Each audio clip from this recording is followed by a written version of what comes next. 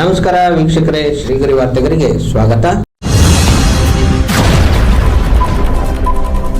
ದಿನಾಂಕ ಜುಲೈ 31, 2026ರಂದು ನಗರದ ಗಾಂಧಿ ಚೌಕದಲ್ಲಿ ರೈತ ಮುಖಂಡರು, ಕನ್ನಡ ಪರ ಸಂಘಟನೆಯ ಮುಖಂಡರು ಹಾಗೂ ಪ್ರಗತಿಪರ ಚಿಂತಕರು ಭಿತ್ತಿ ಫಲಕಗಳನ್ನು ಹಿಡಿದು ವಿವಿಧ ಘೋಷಣೆ ಕೂಗಿ ಆಕ್ರೋಶ ವ್ಯಕ್ತಪಡಿಸಿದರು. ಈ ಸಂದರ್ಭದಲ್ಲಿ ಮಾಜಿ ಮೇಯರ್ ಪುರುಷೋತ್ತಮ್, ಮೋಹನ್ ಕುಮಾರ್ ಗೌಡ, ಬಸವರಾಜು, ಸ್ಟಾಲಿನ್, ಚೋರನಹಳ್ಳಿ ಶಿವಣ್ಣ, ಕೆಲವರು ಮುಖಂಡರು ಉಪಸ್ಥಿತರಿದ್ದರು.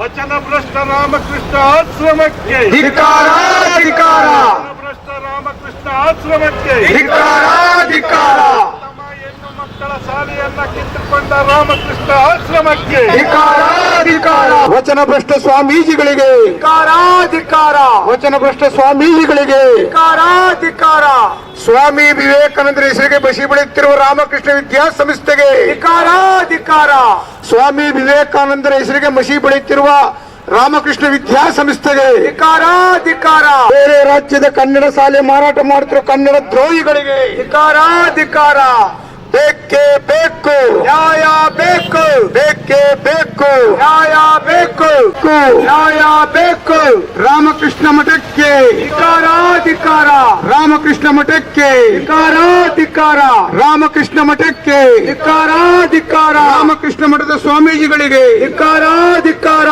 ರಾಮಕೃಷ್ಣ ಮಠದ ಸ್ವಾಮೀಜಿಗಳಿಗೆ ಧಿಕ್ಕಾರ ಧಿಕ್ಕಾರ, ಉಳಿಯಲೇಬೇಕು ಉಳಿಯಲೇಬೇಕು ಕನ್ನಡ ಶಾಲೆ, ಉಳಿಯಲೇಬೇಕು ಉಳಿಯಲೇಬೇಕು ಉಳಿಯಲೇಬೇಕು ಕನ್ನಡ ಶಾಲೆ, ಉಳಿಯಲೇಬೇಕು ಉಳಿಯಲೇಬೇಕು ಉಳಿಯಲೇಬೇಕು ಕನ್ನಡ ಶಾಲೆ, ಉಳಿಯಲೇಬೇಕು. ಪ್ರಪ್ರಥಮ ಹೆಣ್ಣು ಮಕ್ಕಳ ಶಾಲೆ NTM ಶಾಲೆ ಉಳಿಬೇಕು ಅಂತೇಳಿ ಕಳೆದ 14 ವರ್ಷಗಳಿಂದ ಕೂಡ ನಿರಂತರವಾಗಿ ಕನ್ನಡ ಪರ ಸಂಘಟನೆಗಳು, ರೈತ ಪರ ಸಂಘಟನೆಗಳು, ದಲಿತ ಪರ ಸಂಘಟನೆಗಳು, ಪ್ರಗತಿಪರರು, ಸಾಹಿತಿಗಳು, ಚಿಂತಕರು ಇವರೆಲ್ಲರೂ ಕೂಡ ದಿವಂಗತ ಆಂದೋಲನ ದಿನಪತ್ರಿಕೆ ಸಂಪಾದಕರಾದಂಥ ರಾಜಶೇಖರ್ ಕೋಟಿಯವರು ನಮ್ಮನ್ನೆಲ್ಲವನ್ನು ಕೂಡ ಒಗ್ಗೂಡಿಸುವುದರ ಮೂಲಕ ಈ ರಾಜ್ಯದ ಪ್ರಪ್ರಥಮ ಹೆಣ್ಣು ಮಕ್ಕಳ ಶಾಲೆ ಈ ಮೈಸೂರಿನ ರಾಜ್ಯ ಸಂಸ್ಥಾನದ ನಾಲ್ವಡಿ ಕೃಷ್ಣರಾಜ ತಾಯಿ ಕೆಂಪರಾಜಮಣ್ಣಿಯವರು ಮೈಸೂರಿನ ಹೆಣ್ಣು ಮಕ್ಕಳ ಶಾಲೆಗೋಸ್ಕರ ಆ ಶಾಲೆಯನ್ನು ಕೊಟ್ಟುವುದರ ಮೂಲಕ, ಆ ಶಾಲೆಯನ್ನು ಕಟ್ಟುವುದರ ಮೂಲಕ ಒಂದು ಹೆಣ್ಣು ಮಕ್ಕಳಿಗೆ ಇತಿಹಾಸವನ್ನು ಮತ್ತು ಅಕ್ಷರ ಜ್ಞಾನವನ್ನು ಕೊಟ್ಟಂಥ ಸಂಸ್ಥೆಗೆ ಇವತ್ತು ರಾಮಕೃಷ್ಣ ಮಠದ ಸ್ವಾಮೀಜಿಗಳು, ಇತರೆ ಕನ್ನಡ ವಿರೋಧಿಗಳು, ರಾಜಕಾರಣಿಗಳು ಇವರೆಲ್ಲರೂ ಕೂಡ ಇವತ್ತು ಪ್ರಪ್ರಥಮ 150 ವರ್ಷಗಳ ಇತಿಹಾಸ ಇರತಕ್ಕಂಥ ಆ ಶಾಲೆಗೆ ಮಸಿಯನ್ನು ಬಳಿಯುವುದರ ಮೂಲಕ ಈ ನಾಡಿನ ಜಗತ್ತಿನ ಅತ್ಯಂತ ಜ್ಞಾನಿ ಅಂತ ನಾನಾರು ಕೂಡ ಹೇಳಬೇಕಾಗ್ತದೆ. ಸ್ವಾಮಿ ವಿವೇಕಾನಂದರಿಗೆ ಹೆಸರಿನಲ್ಲಿ ಕೋಟ್ಯಾಂತರ ರೂಪಾಯಿ ಆಸ್ತಿಯನ್ನು ಕಬಳಿಸಬೇಕು ಅನ್ನೋ ದೂರದೃಷ್ಟಿಯಲ್ಲಿ ರಾಮಕೃಷ್ಣ ವಿದ್ಯಾಸಂಸ್ಥೆ ಇವತ್ತು ಇಡೀ ಕರ್ನಾಟಕ ರಾಜ್ಯದ 607 ಕೋಟಿ ಜನಕ್ಕೆ ದ್ರೋಹವನ್ನು ಮಾಡ್ತಾ ಇದೆ. ಇವತ್ತು 7 ಕೋಟಿ ಜನಕ್ಕೆ. ಇದಕ್ಕೆ ಯಾವ ರಾಜ್ಯ ಸರ್ಕಾರ, ರಾಜಕಾರಣಿಗಳು ಕೂಡ ಮುಕ್ತವೇನಲ್ಲ. ಇದರಲ್ಲಿ ಎಲ್ಲರ ಪಾತ್ರವೂ ಕೂಡ ನಮ್ಮ ರಾಜ್ಯನೇ ಅಲ್ಲ. ರಾಮಕೃಷ್ಣ ಆಶ್ರಮ ಸಂಸ್ಥೆ ನಮ್ಮ ರಾಜ್ಯನೇ ಅಲ್ಲ. ಅದು ಎಲ್ಲೋ ಬೇರೆ ರಾಜ್ಯದಿಂದ ಬಂದಿರತಕ್ಕಂಥವರು ನಮ್ಮ ರಾಜ್ಯದ ಕನ್ನಡರ ಬೆವರಿನ ಹಣ ಮತ್ತು ಜಾಗವನ್ನು ಕಬಳಿಸಲಿಕ್ಕೋಸ್ಕರ ಇವತ್ತು ಸ್ವಾಮಿ ವಿವೇಕಾನಂದ ಹೆಸರಿಗೆ ಬಸಿ ಬೆಳೀತಕ್ಕಂಥ ಕೆಲಸವನ್ನು ಇವತ್ತು ದ್ರೋಹವನ್ನು ಮಾಡ್ತಾ ಇದ್ದಾರೆ. ನಮ್ಮ ದೇಶದ ಪ್ರಧಾನಮಂತ್ರಿ ನರೇಂದ್ರ ಮೋದಿಯವರು ದಿನಾಂಕ 1/8/2026ರಂದು ಏನು ಸ್ವಾಮಿ ವಿವೇಕಾನಂದರ ಸ್ಮಾರಕವನ್ನು ಉದ್ಘಾಟನೆ ಮಾಡಲಿಕ್ಕೆ ಬರ್ತಾ ಇದ್ದಾರೆ. ಅವರು ಬರಬಾರ್ದು. ನಿಜಕ್ಕೂ ಕೂಡ ಅವ್ರಿಗೆ ಇತಿಹಾಸ ಮತ್ತು ಚರಿತ್ರೆಯನ್ನು ಗೊತ್ತಿದ್ರೆ, ಇವ್ರಿಗೆ ನಿಜವಾದ ಸ್ವಾಮಿ ವಿವೇಕಾನಂದರ ಬಗ್ಗೆ ಗೌರವ ಇದ್ರೆ ಅವರು ಈ ಸ್ಮಾರಕ ಭವನ ಉದ್ಘಾಟನೆಗೆ ಬರಬಾರ್ದು. ಇದು ನಮ್ಮ ಮೊದಲನೇ ಒತ್ತಾಯ. ಮತ್ತು ರಾಜ ಸಂಸ್ಥಾನದ ಕೊನೆಯ ದತ್ತುಪುತ್ರ ಈ ಭಾಗದ ಸಂಸದರಾದಂಥ ಭಾಳ ನಾವು ಕೂಡ ಜ್ಞಾನಿ ಅಂತ ತಿಳ್ಕೊಂಡಿದ್ದೀವಿ. ನಿಮ್ಮ ಸಂಸ್ಥಾನಕ್ಕೆ ದ್ರೋಹ ಮಾಡ್ತಿರ್ತಕ್ಕಂಥವ್ರಿಗೆ ನೀವು ಸಹಾಯ ಮಾಡ್ತಿರ್ತಕ್ಕಂಥದ್ದು ಮಹಾದ್ರೋಹ. ನಿಮ್ಮ ಸಂಸ್ಥಾನಕ್ಕೆ ಅದು ಬಹಳ ಬಹಳ ಬಹಳ ದ್ರೋಹ. ಮತ್ತು ಇದೆಲ್ಲಕ್ಕಿಂತ ಹೆಚ್ಚಾಗಿ ಬಹಳಷ್ಟು ಮಾನೀಯರು ಇದಕ್ಕೆ ತ್ಯಾಗವನ್ನು ಮಾಡಿರ್ತಕ್ಕಂಥದ್ದು. ರಾಜಶೇಖರ್ ಕೋಟಿಯವರು ಇರ್ಬೋದು, ಪಾ ಮಲ್ಲೇಶ್ ಇರ್ಬೋದು, ಸಾರಾ ಸುದರ್ಶನ್ ಇರ್ಬೋದು, ಮತ್ತು ಇಲ್ಲಿರ್ತಕ್ಕಂಥ ಬಸವರಾಜ್ ಅವರು ಇರ್ಬೋದು, ಮೋಹನ್ ಕುಮಾರ್ ಇರ್ಬೋದು, ಮತ್ತು ಹಿರಿಯ ಚೇತನ ನಮ್ಮ KR ನಗರದ 84 ವರ್ಷ ಪ್ರಕಾಶ್ ಅವರು ಇರ್ಬೋದು, ಸಿದ್ದರಾಜ್ ಅವರು ಇರ್ಬೋದು, ಬಾಲಕೃಷ್ಣ ಅವರು ಇರ್ಬೋದು, ಭಾಳಷ್ಟು ಪ್ರಸಾದ್ ಅವರು ಇರ್ಬೋದು, ಭಾಳಷ್ಟು ಮುಖಂಡರುಗಳು, ಕನ್ನಡ ಪರ ಸಂಘಟನೆಯವರು ಎಲ್ಲರೂ ಕೂಡ ಇವತ್ತು ರೈತ ಪರ ಸಂಘಟನೆ ಮರಂಕೈನವರು ಭಾಳಷ್ಟು ಜನ ನಾವು 14 ವರ್ಷದಿಂದ ಕೂಡ ನಿರಂತರವಾಗಿ ಹೋರಾಟ ಮಾಡ್ತೀವಿ. ಇದನ್ನು ಅಂತಿಮವಾಗಿ ಒಂದು ರೂಪ ಕೊಡಬೇಕು ಅಂತೇಳಿ ಒಂದು ಮಧ್ಯಸ್ಥಿಕೆ ವಹಿಸಿರ್ತಕ್ಕಂಥ ಒಂದು ಮಠ ಏನು ಇವತ್ತು ಇಡೀ ರಾಜ್ಯದಲ್ಲೇ ದೇಶದಲ್ಲೇ ಅತ್ಯಂತ ಶ್ರೀಮಂತಿಕೆ ಇರತಕ್ಕಂಥ ಜೇಸಸ್ ಮಠ ಸ್ವಾಮೀಜಿಗಳ ಸಮ್ಮುಖದಲ್ಲಿ ಈ ರಾಜ್ಯದ ಮಾಜಿ ಮುಖ್ಯಮಂತ್ರಿ ಯಡಿಯೂರಪ್ಪನವರ ಮಗ ಇವತ್ತು BJPಯ ರಾಜ್ಯಾಧ್ಯಕ್ಷರು ಅವರ ಸಮ್ಮುಖದಲ್ಲಿ ನಾವಿಲ್ಲಿ ಕುಂತಿರ್ತಕ್ಕಂಥ ಮಾನ್ಯರೇನಿದ್ದೀವಿ, ಪಾಮಲ್ಲೇಶ್ ಇರ್ಬೋದು, ಬಸವರಾಜ್ ಇರ್ಬೋದು, ಮೋಹನ್ ಇರ್ಬೋದು, ನಾವಿರ್ಬೋದು, ಬೆಟ್ಟೆಕೋಟೆ ಇರ್ಬೋದು, ಭಾಳಷ್ಟು ಜನ ಇದರ ನೇತೃತ್ವವನ್ನು ನಾವು ವಹಿಸಿದ್ವಿ. ಅಲ್ಲಿ 2 ಸಭೆಗಳನ್ನು ಕೂಡ ಮಾಡಿದ್ವಿ. ಅವರು 2 ಸಭೆಯಲ್ಲೂ ಕೂಡ ನಮಗೆ 50-50 ಅಂತಕ್ಕಂಥ ಮಾತನ್ನು ಕೂಡ ವ್ಯಕ್ತಪಡಿಸಿದ್ರು. ನಂತರದಲ್ಲಿ ಅಂಚ ನಂದೀಶ್ ಅಂತಕ್ಕಂಥ ರಾಜ್ಯದ ಕನ್ನಡ ಪರ ಪುಸ್ತಕ ಪ್ರಾಧಿಕಾರದ ಅಧ್ಯಕ್ಷರು ಇದರ ಮಧ್ಯಸ್ಥಿಕೆಯನ್ನು ವಹಿಸಿ 50-50 ಅಂತಕ್ಕಂಥದನ್ನ ಹೇಳಿದ್ರು. ಆಗ ಇಡೀ ಹೋರಾಟಗಾರರೆಲ್ಲರೂ ಕೂಡ ವಿರೋಧ ಮಾಡಿದ್ರು ಕೂಡ ನೇತೃತ್ವ ವಹಿಸಿರ್ತಕ್ಕಂಥ ಭಾಳಷ್ಟು ಮುಖಂಡರು ಇದನ್ನು ಸಮಜಾಯಿಸಿ 50-50ಗೆ ಒಪ್ಕೊಂಡ್ವಿ. ದಿವಂಗತ V. ಶ್ರೀನಿವಾಸ್ ಪ್ರಸಾದ್ ಮನೆಯಲ್ಲಿ ಮಠದಿಂದ 5 ಜನ ಬದುಕಿದ್ದಾರೆ. ಮನೆಗೆ ಮಾದೇಗೌಡ ಬದುಕಿದ್ದಾರೆ, ಮತ್ತು ನಂದೀಶ್ ಬದುಕಿದ್ದಾರೆ, ಬಸವರಾಜ್ ಅವರು ಬದುಕಿದ್ದಾರೆ, ಪುರುಷೋತ್ತಮ್ ಅವರು ಬದುಕಿದ್ದಾರೆ, ಮೋಹನ್ ಕುಮಾರ್ ಅವರು ಬದುಕಿದ್ದಾರೆ, ಸಾರಾ ಸುದರ್ಶನ್ ಸತ್ತೋಗಿದ್ದಾರೆ, ಪಾ ಮಲ್ಲೇಶ್ ಅವರು ಬಹಳ ಇದರ ನೇತೃತ್ವ ವಹಿಸಿ ಪಾ ಮಲ್ಲೇಶ್ ಸತ್ತೋಗಿದ್ದಾರೆ. ಇವರ ಸಮ್ಮುಖದಲ್ಲಿ 50-50 ಅಂತ ಒಪ್ಕೊಂಡು ಹೋದಂಥವರು ಒಂದು ಕೋರ್ಟಿನ ಆದೇಶವನ್ನು ನಮ್ಮ ಸಂಸ್ಥೆ ಹೋರಾಟಗಾರರೇ ಕೋರ್ಟಿಗೆ ಸರಿಯಾದ ದಾಖಲಾತಿಯನ್ನು ಕೊಡದೆ ಕನ್ನಡ ದ್ರೋಹಿಗಳು ಕೂಡ ನಮಗೆ ದ್ರೋಹ ಮಾಡಿದ್ದಾರೆ. ನಮ್ಮ ಹೋರಾಟದಲ್ಲಿ ಇರ್ತಕ್ಕಂಥವ್ರೆ ಅವ್ರಿಗೂ ಕೂಡ ನಾನು ಧಿಕ್ಕಾರ ಹೇಳ್ತೀನಿ. ಸರ್ ಒಂದು ನಿಮಿಷ ಇದೆ ಬಿಡ್ತೀನಿ. ನಾಳೆ ನಡೀತಕ್ಕಂಥ ಏನು ಉದ್ಘಾಟನೆ ಬರ್ತಾ ಇದ್ದಾರೆ, ನಮ್ಮನ್ನ ಪೊಲೀಸ್ನವ್ರು ತಡೀತಾರೆ. ನಾವು ತಡೆದು ನಮ್ಮನ್ನು ಮೈ ಮುಟ್ಸ್ಕೊಳ್ಳೋಕ್ಕೆ ನಮ್ಗೆ ಅವಕಾಶ ಇಲ್ಲ. ನಾವು ಹೇಳ್ತಾ ಇದ್ದೀವಿ, ನರೇಂದ್ರ ಮೋದಿಯವರೇ ನಿಮಗೆ ಈ ದೇಶದ ಬಗ್ಗೆ ಗೌರವ ಇದ್ದು, ಈ ರಾಜ್ಯದ 7 ಕೋಟಿ ಕನ್ನಡಿಗರ ಬಗ್ಗೆ ಗೌರವ ಇದ್ದರೆ ನಾಳೆ ನೀವು ಬರಬಾರ್ದು ಇಲ್ಲಿಗೆ ಅಂತಕ್ಕಂಥದ್ದು ನಾನು ಇವತ್ತೇ ಹೇಳ್ತಾ ಇದ್ದೀನಿ. ನೀವೇನಾದ್ರು ಕೂಡ ನಮ್ಮ ಮಾತಿಗೆ ಮೀರಿ ಬರೋದಾದರೆ ನಮ್ಮ ಇಡೀ ರಾಜ್ಯದ ಕನ್ನಡ ಪರವಾಗಿ ನಿಮಗೆ ಧಿಕ್ಕಾರವನ್ನು ಕೂಗ್ತಿದ್ದೀವಿ. ಇವತ್ತು ಧಿಕ್ಕಾರವನ್ನು ಹೇಳ್ತಾ ಇದ್ದೀವಿ. ಮತ್ತು ಸಂಸದರಾದಂಥ ಯದುವೀರರು ಕೂಡ ನೀವು ಕೂಡ ಭಾಗವಹಿಸಬಾರ್ದು. ಇನ್ನು 3ನೇದಾಗಿ ಈ ಮೈಸೂರು ಜಿಲ್ಲೆ ಉಸ್ತುವಾರಿ ಸಚಿವರಾದಂಥ ಸನ್ಮಾನ್ಯ ಮಾಜಿ ಮುಖ್ಯಮಂತ್ರಿ ಸಿದ್ದರಾಮಯ್ಯನವರ ಮಗನಾದಂಥ ಯತೀಂದ್ರ ಸಿದ್ದರಾಮಯ್ಯನವರು ನೀವು ಕೂಡ ನಮ್ಮ ಹೋರಾಟಕ್ಕೆ ಬೆಂಬಲ ಕೊಟ್ಟಿದ್ದೀರಿ. ನಿಮ್ಮ ತಂದೆನೂ ಕೂಡ ನಮಗೆ ಸಹಾಯ ಮಾಡಿದ್ದಾರೆ, ಯಡಿಯೂರಪ್ಪನವರು ಕೂಡ ನಮಗೆ ಸಹಾಯ ಮಾಡಿದ್ದಾರೆ. ಆದರೆ ಯಡಿಯೂರಪ್ಪನವರ ಸುಳ್ಳು ಸಹಿಯನ್ನು ಕೂಡ ಮಾಡಿರ್ತಕ್ಕಂಥದ್ದು ನಮಗೆ ಮಾಹಿತಿ ಇದೆ.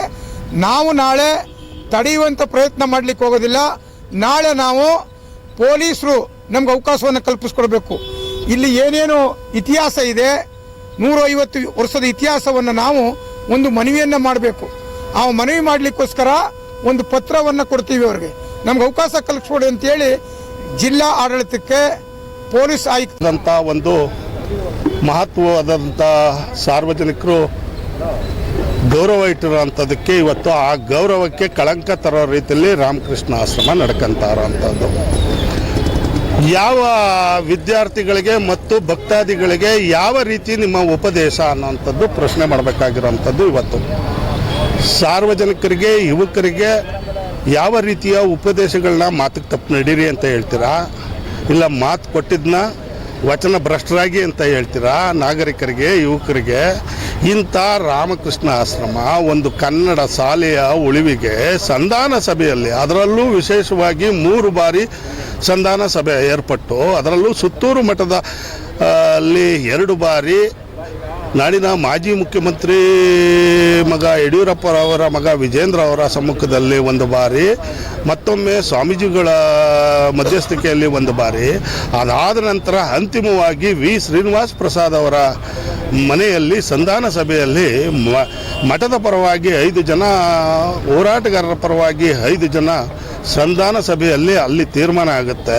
ಅರ್ಧ ಜಾಗದಲ್ಲಿ ಶಾಲೆಯನ್ನು ಕಟ್ತೇವೆ ಮತ್ತು ಉಳಿದ ಅರ್ಧ ಜಾಗದಲ್ಲಿ ವಿವೇಕಾನಂದ ಸ್ಮಾರಕ ಮಾಡ್ತೀವಿ ಅಂತ ಹೇಳಿ ಮಾತು ಕೊಟ್ಟು ಇವತ್ತು ಮಾತಿಗೆ ತಪ್ಪಿ ನಡೀತಾ ಇರೋದು. ಬರೀ ವಿವೇಕಾನಂದ ಸ್ಮಾರಕವನ್ನು ನಿರ್ಮಾಣ ಮಾಡಿ ನಾವು ಇವತ್ತು ಅದರ ವಿರುದ್ಧ ಪ್ರತಿಭಟನೆ ಮಾಡ್ತಾ ಇದ್ದೀವಿ. ಯಾವುದೇ ಆ ಉದ್ಘಾಟನೆ ಕಾರ್ಯಕ್ರಮಕ್ಕೆ ಬರುವಂಥ ಅತಿಥಿಗಳ ವಿರುದ್ಧ ಅಲ್ಲ. ನಮ್ಮ ಹೋರಾಟ ರಾಮಕೃಷ್ಣ ಆಶ್ರಮದ ವಿರುದ್ಧ ಮತ್ತು ಮಾತುಗೆ ತಪ್ಪಿದ ಸಂಧಾನಕಾರರ ವಿರುದ್ಧ. ಇದು ನಿರಂತರವಾಗಿ ಮುಂದುವರಿತಾನೆ ಇರುತ್ತೆ. ಏನು ಭರವಸೆ 100 ಭರವಸೆಗಳು ಕೊಟ್ಟರೆ, ಆದರೆ ಪತ್ರಿಕೆಗಳಲ್ಲಿ ಮಾಧ್ಯಮಗಳಲ್ಲಿ ಮಾತ್ರ ಅದು ಉಳಿತು. ಹಾಗೆ ವಚನಭ್ರಷ್ಟರಾದಂಥ ಈ 5 ಸಾರ್ವಜನಿಕರು ಕಿಮಾರಿ ಹಾಕೋದ್ರಲ್ಲಿ ನಿಶ್ಚಿಮರು. ಮುಂದೊಂದು ದಿನ ಅವರು ತಲೆ ಎತ್ತಿ ಓಡಾಡೋದಕ್ಕೂ ಆಗೋದಿಲ್ಲ. ಸಾರ್ವಜನಿಕರಿಗೆ ಮಠ ಮತ್ತು ಸಂಧಾನಕಾರರು ಉತ್ತರಿಸಲಿ. ಈಗಲಾದರೂ ರಾಮಕೃಷ್ಣ ಆಶ್ರಮ ಕನ್ನಡ ಶಾಲೆಯ ಉಳಿವಿಗೆ ಪ್ರತಿಜ್ಞೆ ಮಾಡಲಿ.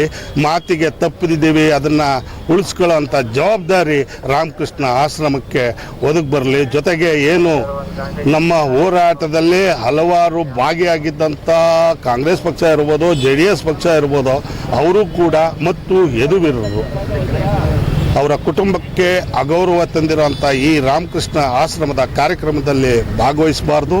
ಜೊತೆಗೆ ಸಿದ್ದರಾಮಯ್ಯವ್ರ ಮಗನೂ ಕೂಡ ಅವರು ಆಡಳಿತದಲ್ಲಿದ್ದಾಗಲೂ ವಿರೋಧ ಪಕ್ಷದಲ್ಲಿದ್ದಾಗಲೂ ಮಾದೇವಪ್ಪ ಅವರು ಸಿದ್ದರಾಮಯ್ಯವರ ಬಂಟರು ನಮ್ಮ ಹೋರಾಟದಲ್ಲಿ ಭಾಗಿಯಾಗಿದ್ದರು. ಅವರು ಕೂಡ ಈ ಕಾರ್ಯಕ್ರಮದಲ್ಲಿ ಭಾಗಿಯಾಗಬಾರ್ದು ಅಂತ ವಿನಂತಿಸ್ತೇನೆ. ಇವತ್ತಿನ ದಿನ ಈ ಹೋರಾಟ ಏನಿದೆ ಅಂತ ಹೇಳಿದ್ರೆ 100 ವರ್ಷಗಳ ಹಿಂದಕ್ಕೂ ಇರ್ತಕ್ಕಂತಹ ಒಂದು ಪುರಾತನ ಇತಿಹಾಸ ಇರತಕ್ಕಂತಹ ಹೆಣ್ಣು ಮಕ್ಕಳ ಶಾಲೆಯನ್ನ ಕೆಡವಿ ಆ ಜಾಗದಲ್ಲಿ ರಾಮಕೃಷ್ಣ ಆಶ್ರಮದವರು ವಿವೇಕಾನಂದ ಸ್ಮಾರಕವನ್ನ ಈಗಾಗಲೇ ನಿರ್ಮಿಸ್ಬಿಟ್ಟಿದ್ದಾರೆ. ಇದು ನಿಜವಾಗ್ಲೂ ದೊಡ್ಡ ವಿಪರ್ಯಾಸ. ಮೈಸೂರಿನ ಇತಿಹಾಸಕ್ಕೆ ಒಂದು ದೊಡ್ಡ ಕಳಂಕ ಅಂತ ಹೇಳಿ ನಾನು ಇದನ್ನ ಕರೀತೇನೆ. ಯಾಕೆ ಅಂತ ಹೇಳಿದ್ರೆ ಆ ಶಾಲೆಯನ್ನ ಆರಂಭ ಮಾಡೋದಕ್ಕೆ ಒಂದು ಕಾರಣ ಇತ್ತು. ಅದು ಬಸ್ ಸ್ಟ್ಯಾಂಡಿಗೆ ಹತ್ತಿರ ಇದೆ, ರೈಲ್ವೆ ಸ್ಟೇಷನಿಗೆ ಹತ್ತಿರ ಇದೆ, ಮತ್ತೆ ಅದು ಎಲ್ಲ ವಿದ್ಯಾಕೇಂದ್ರಗಳ ಸಮುಚ್ಚಯ ಆಗಿತ್ತು. ಅಲ್ಲಿ ಬಾಯ್ಸ್ ಕಾಲೇಜ್ ಇದೆ, ಸ್ಕೂಲ್ ಇದೆ, ಈ ಕಡೆ ಮಹಾರಾಣಿ ಕಾಲೇಜ್ ಇದೆ. ಹಾಗಾಗಿ ವಿದ್ಯಾಭ್ಯಾಸಕ್ಕೆ ಒಂದು ಜಾಗಕ್ಕೆ ಬಂತು ಅಂತ ಹೇಳಿದ್ರೆ ಸಂಪೂರ್ಣವಾಗಿ ತಮ್ಮ ವಿದ್ಯಾಭ್ಯಾಸವನ್ನು ಮುಗಿಸ್ಕೊಂಡು ಹೋಗತಕ್ಕಂತಹ ಒಂದು ಅವಕಾಶವನ್ನ ಅಲ್ಲಿ ಮಾಡಿಕೊಡ್ಲಾಗಿತ್ತು. ಅದೇ ಜಾಗದಲ್ಲಿ ವಿವೇಕಾನಂದ ಸ್ಮಾರಕವನ್ನ ಕಟ್ಟಬೇಕು ಅನ್ನತಕ್ಕಂಥದ್ದಕ್ಕೆ ಏನಾದರೂ ಕಾರಣ ಇದೆಯಾ? ಅವ್ರು ಆ ಜಾಗದಲ್ಲಿ ಓಡಾಡಿದ್ದಾರೆ, ಇನ್ನು ಬೇಕಾದಷ್ಟು ಜಾಗಗಳಲ್ಲಿ ವಿವೇಕಾನಂದರು ಓಡಾಡಿದ್ದಾರೆ. ಅದೇ ಜಾಗ ಬೇಕಾಗಿತ್ತಾ?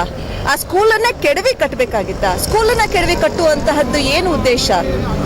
ಯಾಕೆ ವಿವೇಕಾನಂದರು ಏನಾದರೂ ಬದುಕಿದ್ರೆ ಖಂಡಿತವಾಗ್ಲೂ ಇದಕ್ಕೆ ಅವರು ವಿರೋಧವನ್ನ ವ್ಯಕ್ತಪಡಿಸ್ತಾ ಇದ್ರು. ಇಂತಹ ಸಂದರ್ಭದಲ್ಲಿ ಆ ಜಾಗದಲ್ಲಿ ಹೆಣ್ಣು ಮಕ್ಕಳಿಗಾಗಿ ಮೀಸಲಾಗಿದ್ದಂತಹ ಒಂದು ಕಟ್ಟಡವನ್ನ ನೋಡಿ, ರಾಮಕೃಷ್ಣಾಶ್ರಮದವರಿಗೆ ಆ ಶಾಲೆಯನ್ನ ಅಭಿವೃದ್ಧಿಗೊಳಿಸುವಂತಹ ಎಲ್ಲ ಶಕ್ತಿನೂ ಇತ್ತು. ಅದಕ್ಕೆ ಬೇಕಾಗಿರ್ತಕ್ಕಂತಹ ದುಡ್ಡನ್ನ ಅವರು ಕೊಡ್ಬೋದಾಗಿತ್ತು, ಅವರೇ ಖುದ್ದಾಗಿ ನಿಂತು ಅದನ್ನ ಅವ್ರು ಮಾಡಿಸ್ಬೋದಾಗಿತ್ತು. ಆದ್ರೆ ಆ ದೊಡ್ಡ ಮನಸ್ಸು ಅವರಿಗಿಲ್ಲ. ನಮ್ಮ ಕನ್ನಡ ನೆಲದಲ್ಲಿ ನಮಗೆ ಕನ್ನಡ ಭಾಷೆಯನ್ನು ಉಳಿಸ್ಕೊಂಡು ಹೋಗುವಂತಹ ಒಂದು ಶಾಲೆಯನ್ನು ಕೆಡುತ್ತಾರೆ ಅಂತ ಹೇಳಿದ್ರೆ ಇದು ನಮಗೆ ಅವಮಾನದ ಸಂಗತಿ ಅಲ್ವಾ? ಕರ್ನಾಟಕದ ಜನತೆಗೆ ಇದು ಅವಮಾನದ ಸಂಗತಿ ಅಲ್ವಾ? ಹಾಗೇನೆ ನೋಡಿ, ಅವತ್ತು ಮನೆಗೆ ನಮ್ಮ ತಂದೆಯ ಮೊಬೈಲ್ಗೆ ಫೋನ್ ಬರುತ್ತೆ. ನಮ್ಮ ತಂದೆ ಆಗಲೇ ನಿದ್ದೆಗೆ ಹೋಗಿರ್ತಾರೆ. ನನಗೆ ಮೊಬೈಲ್ ರಿಂಗ್ ಆಗಿದ್ದು ಕೇಳಿಸಿದಾಗ ನಾನು ಮೊಬೈಲ್ನ ಕೈಗೆ ಎತ್ಕೊಳ್ತೇನೆ.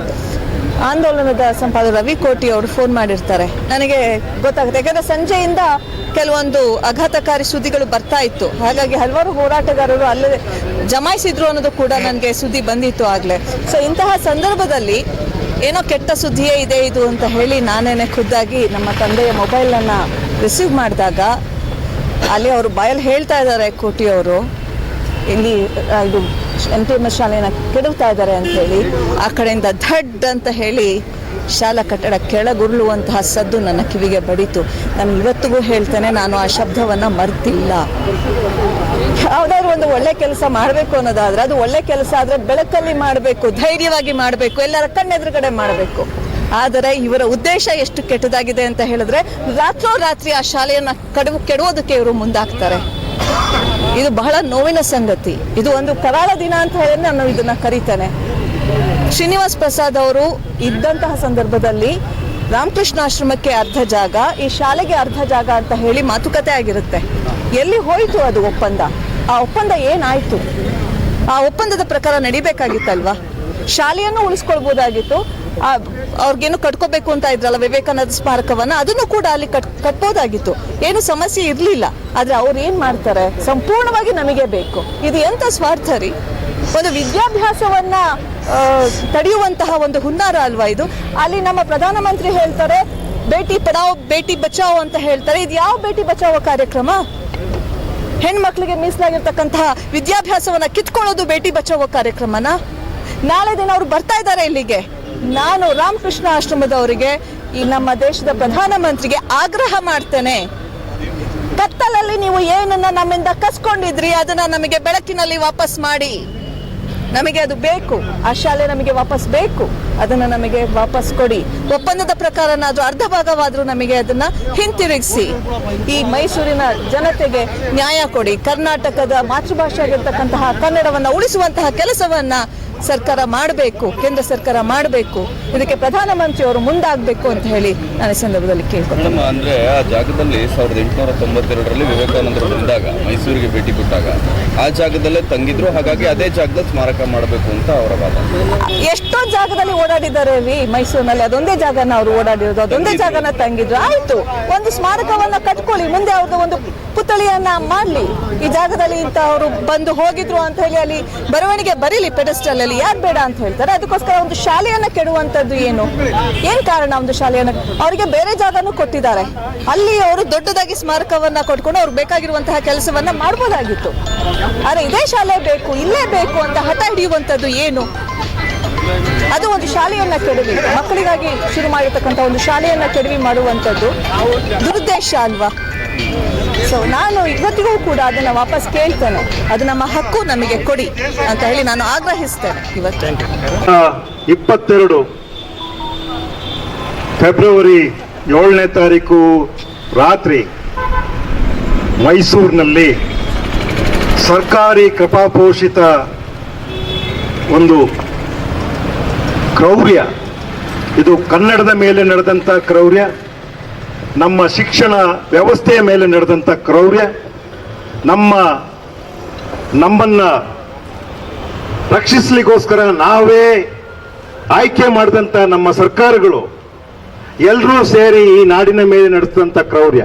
2022ರಲ್ಲಿ ಸುಮಾರು 140 ವರ್ಷಕ್ಕೂ ಹಿರಿಯದಾದಂಥ ಹಳೆಯದಾದಂಥ ಕರ್ನಾಟಕದ ಅತ್ಯಂತ ಹಳೆಯ ಮೊದಲ ಬಾಲಕಿಯರ ಕನ್ನಡ ಶಾಲೆಯನ್ನ ನೆಲಸಮ ಮಾಡಿ ಅದರ ಮೇಲೆ ವಿವೇಕಾನಂದನವರ ಒಂದು ಸ್ಮಾರಕವನ್ನ ರಚಿಸಲಿಕ್ಕೆ ಹೊರಟಂತ ಸರ್ಕಾರಕ್ಕೆ ಎಲ್ಲಾ ಸರ್ಕಾರಗಳಿಗೂ ಧಿಕ್ಕಾರವನ್ನು ಹೇಳ್ತಾ ಈ ಮಾತನ್ನು ಹೇಳ್ತಾ ಇದ್ರು.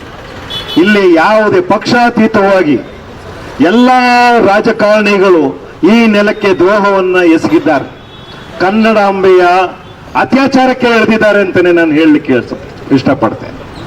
ಈ ಶಾಲೆಯನ್ನ ಉಳಿಸ್ಕೊಳ್ಳಿಕ್ಕೆ ಯೋಗ್ಯತೆಗೆಟ್ಟಿರುವಂತಹ ಯೋಗ್ಯತೆಗೆಟ್ಟ ರಾಜಕಾರಣಿಗಳು, ಸರ್ಕಾರಗಳು ಈ ಶಾಲೆಯ ಇದರ ಮಹತ್ವವನ್ನು ಅರಿಯದೇ ಇರುವಂತಹ ಅಯೋಗ್ಯರು.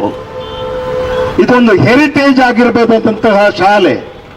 ಇದನ್ನ ಅಂದಿನ ರಾಜಮಾತೆ ಕೆಂಪನಮಂಚಮಣ್ಣಿಯವರು ಬಾಲಕಿಯರ ಮೇಲೆ ಆಸ್ಥೆ ವಹಿಸಿ ಬಾಲಕಿಯರು ಶಿಕ್ಷಣವನ್ನು ಪಡಿಬೇಕು, ಅವರು ಎಂಪವರ್ ಆಗಬೇಕು ಅಂತ ಹೇಳುವ ದೃಷ್ಟಿಯಲ್ಲಿ ಈ ಶಾಲೆಯನ್ನ ಅವರು ಪ್ರಾರಂಭಿಸಿದ್ದು. ಅಂತಹ ಶಾಲೆಯನ್ನ ಉಳಿಸಿಕೊಳ್ಳೋ ಯೋಗ್ಯತೆ ಮೈಸೂರಿನಲ್ಲಿರುವಂತಹ ಆಡಳಿತ ನಡೆಸ್ತಿದ್ದಂಥವ್ರಿಗೂ ಈ ಕರ್ನಾಟಕದ ಚುಕ್ಕಾಣಿ ಹಿಡಿದಂತ ಅಷ್ಟೂ ರಾಜಕಾರಣಿಗೆ ಇಲ್ಲದೆ ಇರುವಂತಹ ವಿಚಾರ ನಿಜಕ್ಕೂ ಕೂಡ ದುರಂತ, ವಿಪರ್ಯಾಸ, ಮತ್ತೆ ತಲೆ ತಗ್ಗಿಸ್ಕೊಳ್ಬೇಕಾಗಿತ್ತು. ಇಂತಹ ಒಂದು ಕರ್ಮದಲ್ಲಿ ನಮ್ಮ ನಾಡಿನ ಬಹಳಷ್ಟು ಜನ ಕನ್ನಡದ ಹೆಸರಿನಲ್ಲಿ ವೇದಿಕೆಗಳನ್ನು ಪಡೆಯುವಂಥವರು, ಕನ್ನಡದ ಹೆಸರಿನಲ್ಲಿ ಪದವಿ ಪುರಸ್ಕಾರಗಳನ್ನು ಪಡೆಯುವಂಥದ್ದು, ತೊಲು ಸುರಿಸ್ಕೊಂಡು ಅಪಹರಿಸ್ಕೊಂಡು ವೇದಿಕೆಗಳಿಗೆ ಹತ್ತುವಂತಹ ಪ್ರಾಜ್ಞೆನೆನಿಸ್ಕೊಂಡಂತಹ ಸಾಹಿತಿಗಳು ಕೂಡ ಇದರೊಳಗೆ ಸೇರ್ಕೊಂಡಿರುವಂಥದ್ದು ಬಹಳ ವಿಷಾದಕರವಾದ. ಯಾರೊಬ್ಬರೂ ಕೂಡ ಇಂತಹ ಒಂದು ಉತ್ತಮವಾದ ಕೆಲಸದಲ್ಲಿ ನಿಲ್ಲದೆ ಹೋದಂಥದ್ದು ಇದೆಯಲ್ಲ, ಅದು ನಿಜಕ್ಕೂ ಕೂಡ ಈ ಕನ್ನಡ ನಾಡು ಕ್ಷಮಿಸಲ್ಲ ಇವ್ರನ್ನ ಅಂತ ಹೇಳುವಂಥದ್ದು. ಇಲ್ಲಿ ಶ್ರೀ ವಿವೇಕಾನಂದನವರು ಕೂಡ ಈ ಸಂದರ್ಭದಲ್ಲಿ ನಾನು ಅವ್ರನ್ನ ನೆನಪಿಸ್ಕೊಳ್ತೇನೆ.